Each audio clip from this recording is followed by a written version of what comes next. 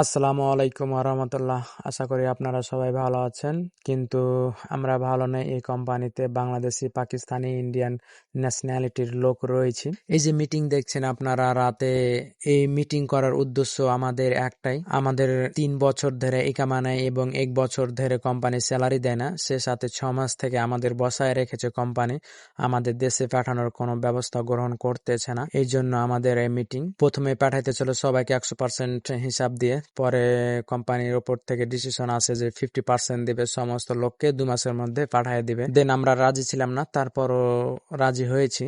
পরবর্তীতে 1 মাস পরে আবার বলে যে 25% টাকা দেব, এই টাকা নিয়ে তোমরা দেশে যাও। এর জন্য আমরা সমস্ত এমপ্লয়ার এই ডিসিশন মেনে নিতে পারি নাই। এই জন্য কেস করতে চেয়েছিলাম সৌদি আরবে।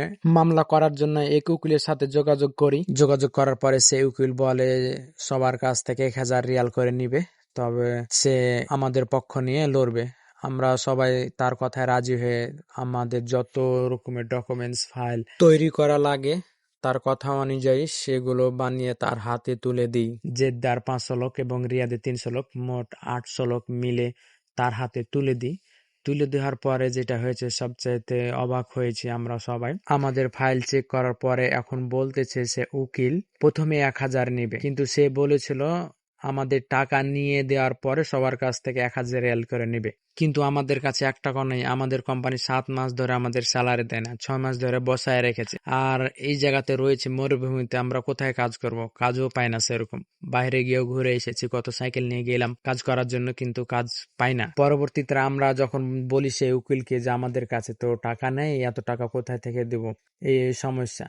সে উকিল বলতেছে এখন 35% টাকা নেবে, তারপরে আমাদের জন্য লড়বে, তার আগে না। সৌদি আরবের মতন কান্ট্রিতে দেখেন আমরা 6 মাস ধরে বসে আছি। আমরা যখন ন্যায্য বিচার পাওয়ার জন্য কেস করতে গিয়েছি, সেখানেও ঘুষ ছাড়া কেউ কাজ করতে চায় না, এবং পুলিশ আসলে আমরা একসাথে লোক হলে বলে এটা মামলু।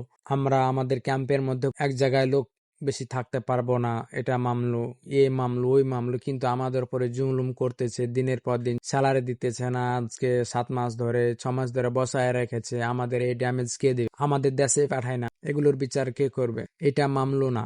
আমরা এই মিটিং করব, এটা মামলু। আমরা একসাথে লোক খাড়া হয়ে থাকলে সেটা মামলু। গাড়ি ভিতরে না যেতে দিলে সেটা মামলু। কিন্তু তাদের চোখে এতগুলো লোক 7 মাস ধরে স্যালারি পায় না, 6 মাস ধরে তাদের ডিউটি বন্ধ করে দিয়েছে, এটা মামলু না। এটা তাদের চোখে পড়ে না। রাজতন্ত্রের মধ্যে দেখেন পুলিশ আসলে এটা করো না, সেটা করো না, এই হ্যান ত্যান আবি ঝাবি সব বুঝায় দেয়, বলে কেস করো, এই করো, সেই করো।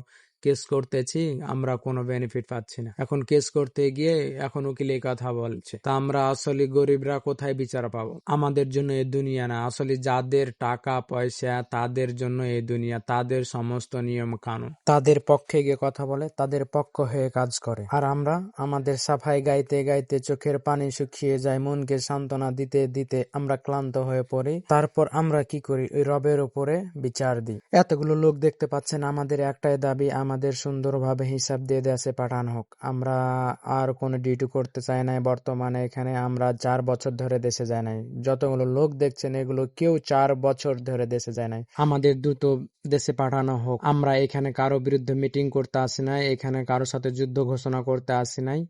আমরা সকলে এমবিসি দিতে গিয়েছিলাম, পাকিস্তানি, বাংলাদেশ, ইন্ডিয়ান, নেপালি সবাই, কিন্তু সেখান থেকে কোনো সহায়তা পাচ্ছি না। তারা বলছে মামলা করতে, কিন্তু মামলা করতে গিয়ে তো আপনাদেরকে বললাম কি কি প্রবলেমের সমস্যার সম্মুখীন হতে হয়েছে আমাদেরকে। প্লিজ আপনারা এই ভিডিওটা বেশি বেশি করে সবাই শেয়ার করবেন, যেন মাননীয় প্রধানমন্ত্রী জনাব তারেক রহমানের কাছে পৌঁছে যায়। কারণ তিনার হাতে এত সময়, তিনার মেয়েকে নিয়ে তিনি সিনেমা হলে গিয়ে সিনেমা দেখে আসতে পারে, কিন্তু তিনার রাজ্যের প্রজাদের অবস্থা কেমন সেটা দেখার সময় হয় না। কেন সেটা জানতে চাই, জবাব চাই।